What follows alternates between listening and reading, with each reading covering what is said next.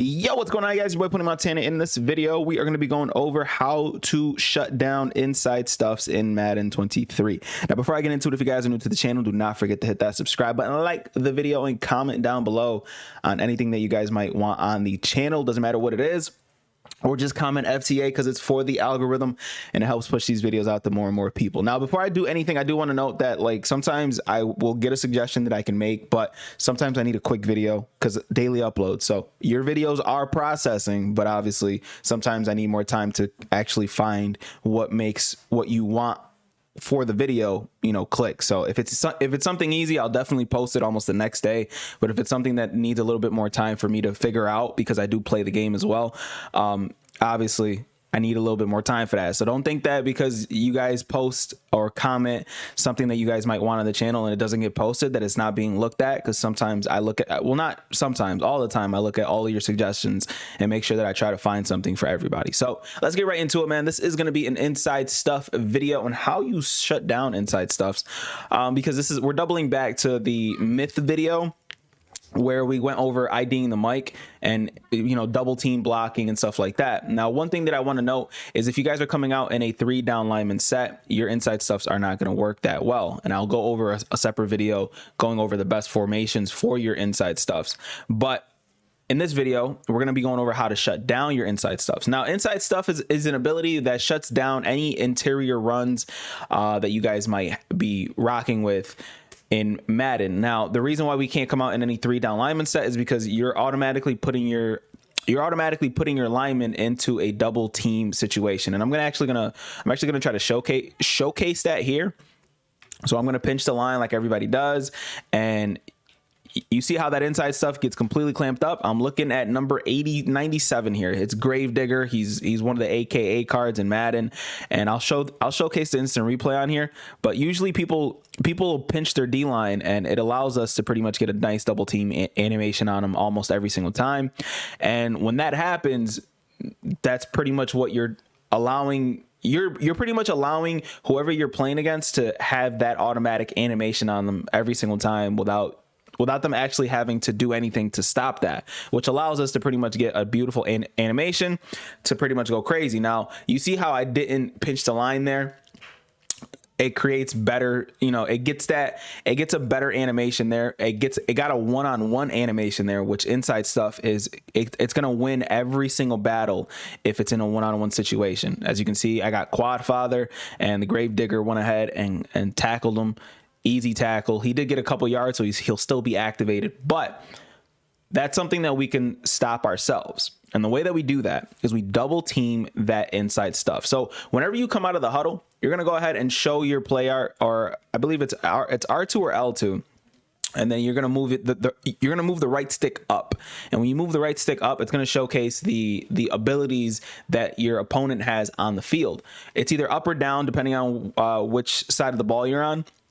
But you have to look at this whenever you come out of the huddle at the beginning of every drive, at the start of the game. So when you're on offense, do the same thing. When you're on defense, you do the same thing. But when you're on offense, you have to know this, because if you're facing an inside stuff, you have to do this almost every single time that you run the ball against them. And that's double team that specific person. Now, for those of you guys who already know this, again, the video is pretty much over for you. But for those of you guys who don't, this is a very huge tip that's going to help you guys out in the run game. So you're going to press L1 or left bumper, move the right stick down, and then it's going to bring up this little D2 icon. So right now we only have 3 people on the defensive line, which means this is going to be easy pickings for us.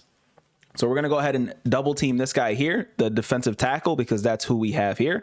And he should get engaged in a double team situation. As you can see, Quad Father will no longer be stopped in a situation where they have 3 down linemen. So again, double team that defensive tackle, be a little patient with your blocking, and you should never get stopped. You should literally every single time, if they're in a 3-down lineman set, you should pretty much get yardage almost every single time, because that person should not get any type of separation on you. He should not break through a double team every single time. That's not going to happen, because the double team is going to literally put inside stuff out of commission. So one thing that a lot of people like to do is sit there and they'll put 2 inside stuffs thinking that in their 3 down lineman set it's going to work. That's not how it works either. It's going to be almost the same thing.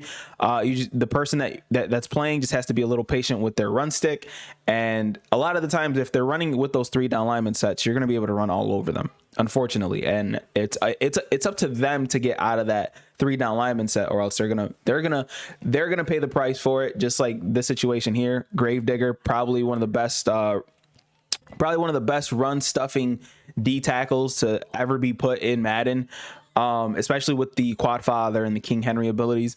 This is just gonna be, it's gonna tear them down. Now, if I call timeout and I go into a 4 down lineman set, now this is where it gets a little bit trickier, because if they do have 4 down linemen in this situation and 2 of them have inside stuff, you'll rarely see that, because if they're coming out with 4 down linemen already, they probably already think that they can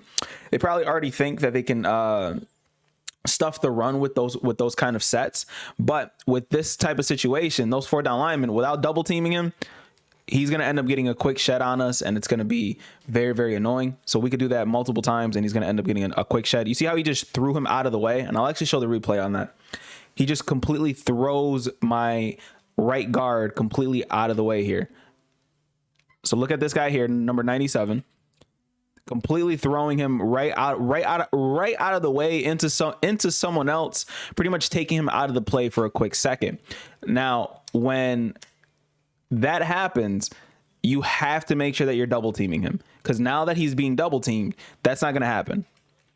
And as you can see, we have a lot more space to run the ball. Quad Father goes crazy, gets a beautiful gain of about 20-30 yards. And that happens every single time. As long as you are double teaming that person, he's going to light up, yeah, but it's still gonna work for us to sit there and go crazy on any run play. Now that time he actually didn't even light up, which is good for us because I didn't double team him. But that is going to be the difference between double teaming him and not double teaming him. If he's completely throwing people, he's completely throwing people because of that ability. Now this same thing happens with outside runners as well. So if you have the ability no outsiders, or you're facing someone with that ability and you're running a stretch play, make sure that you're going ahead and double teaming that person as well. Now I did not equip somebody with that ability with no outsiders, but it's the same rules apply, the same strategy, the same technique. You have to L1, right stick down, double team that person. IDing the mic does absolutely nothing. We've gone over this so many times, but double teaming whoever has inside stuff is going to force that player to be put in that animation where he's going to be double teamed almost every single time. Not even almost every single time. Every single time he will be double teamed. Now the only problem is that might allow another rusher to come in free, but you're running the ball, so you're going to try to run past that inside stuff as fast as possible. So that person will be chasing you from behind, and you should have no problem running the ball as long as you are sitting there double teaming someone who is completely, kind of taking you out of your game and taking you out of your play when it comes to running the ball. My name is Tony Montana. Hopefully this video helps you runners out there that are trying to get the run game going. Even if you're not a runner, this is something that you should always be utilizing the run in Madden, and this is a huge tip for those of you guys who have not been. My name is Tony Montana, man. Hopefully this video helps you guys out. I will see you guys in the next one, man. As always, 2 fingers, deuces, and peace out.